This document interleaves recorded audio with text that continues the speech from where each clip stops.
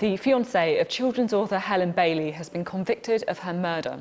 The 51-year-old went missing in April last year. Her body was found 3 months later in a septic tank at her home. Well, Sky's Sarah Hajibagheri is at the court in St Albans, and so you've been following the case. What can you tell us? Well, this has been a 7-week trial, but it took the jury just 1 day to find Ian Stewart guilty of murdering his fiancée, Helen Bailey. Now, she had been planning her upcoming wedding to him whilst he was planning her death. She was an incredibly successful author. She'd written 23 books and made her name in children's fiction, but her last book detailed her personal experience of losing her first husband, and in that book she talks about meeting this gorgeous grey-haired widower.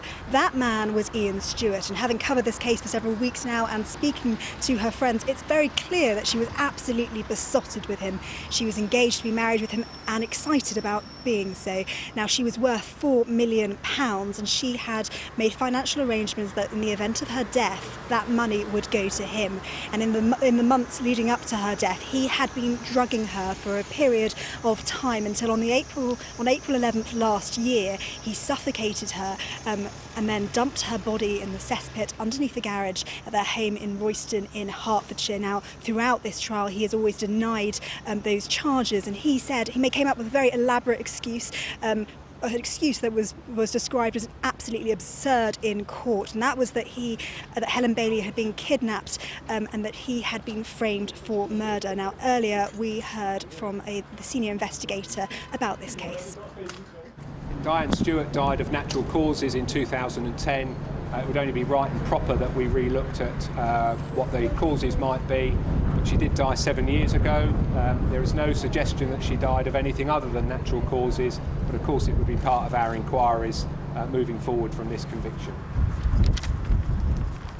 So Ian Stewart has been found guilty of murdering his fiancée Helen Bailey, and now we learn that police will be re-examining the death of his first wife Diane Stewart, who died in 2010. I can now also share with you some of the compelling video evidence that the jury saw over a period of 7 weeks in this trial. Here's my report. You know, life is good again. I never thought I'd say it. I never believed it, but it's good again. Just 6 months after this interview promoting her latest book about becoming a widow, Helen Bailey was murdered. She'd thought she'd found love again, but while she was planning her upcoming wedding to fiancé Ian Stewart, he was planning her death. A close friend said Helen was besotted with him. He was on a widow and widowers website. He'd lost his wife, and Helen was very excited to meet someone. He's spoken about or written about very much in her book. She'd seemed happy in the relationship was in a good place. There was nothing that alerted me. His motive was financial. Hi everybody, it's Helen. I'm a writer. Her career as a best-selling author of 23 books had amassed her a £4 million fortune, which was to be left to him should she die. Did you suspect before he was arrested that he could be in any way involved? Someone really close to me said, you know, it's always the partner. And I know Helen's sense of judgment, and I was very, very closely involved. Said, well, you know, I can't imagine in this case. But Ian had been drugging his fiancée with sleeping pills prescribed to him for months before smothering her in a calculated killing on the 11th of April 2016. That afternoon, he transferred thousands of pounds from her account into one he had access to, before CCTV captured him dumping bedding involved in the murder and then picking up a takeaway. 4 days later, he finally rang the police to record Helen missing. Hertfordshire Police, how can I help? In an erratic phone call where he referred to her in the past tense and couldn't answer the most basic of questions. And what's her date of birth? Oh, crikey. God, she phoned me there. Her eye colour? I don't know at the moment. Sorry, it's just gone out of my head. Sorry, God, that's terrible. Before trotting out his cover story. She left a note. She said in the note something like, I need space and time alone. And then this lie. She's definitely not at home, no. No, brother asked that. I've literally checked everywhere. We have got quite a large house, but I have literally checked everywhere. During the 3-month search for Helen, Ian was uncooperative, sometimes obstructive.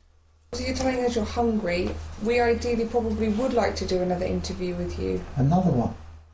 as he watched police conduct what he knew to be a futile missing person investigation.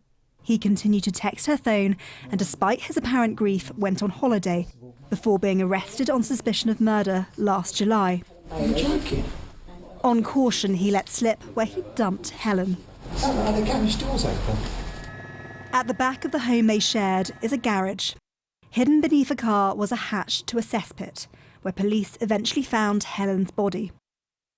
She'd been discarded to decompose in human excrement, and alongside her, her dog Boris, that never left her side.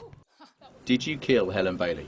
Ian Stewart refused to answer police questions before claiming Helen was killed by kidnappers who framed him.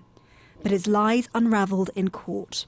You had the money, you had the planning, you had the use of the sedative, and then you had this extraordinary cover-up, which went on for several months, and then this fantastical story that he produced, that the crime had been committed by these shadowy figures called Nick and Joe.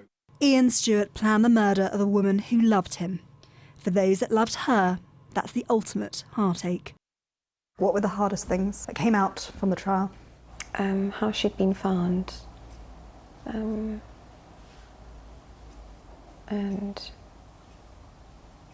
that she'd been with someone she loved, and that this had happened for her money. You go there first, okay? Helen Bailey's last actions on the morning that she was murdered was to email a wedding venue. She was absolutely besotted with Ian Stewart, the man who killed her. She trusted him deeply, and he betrayed her in the most horrendous way imaginable. When he heard the sentence, that he'd been found guilty in court, simply shook his head. He'll be sentenced tomorrow at 10 in the morning.